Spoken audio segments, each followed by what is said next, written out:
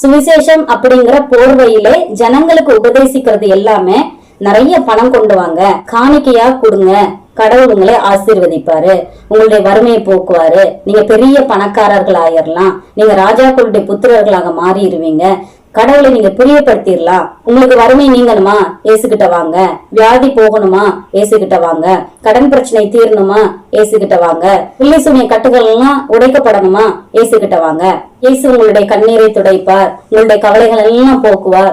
இப்படி சுவிசேஷம் இல்லாத காரியத்தையே ஜனங்களுக்கு போதிச்சு அவர்களுடைய நேரத்தை வீணாக்கிட்டே இருக்காங்க. நீங்க ஒருவேளை யோசிக்கலாம், இவைகளெல்லாம் நல்ல காரியங்கள் தானே, கேட்கறதுக்கு ரொம்ப நல்லா இருக்கே போலதான் தோணும்.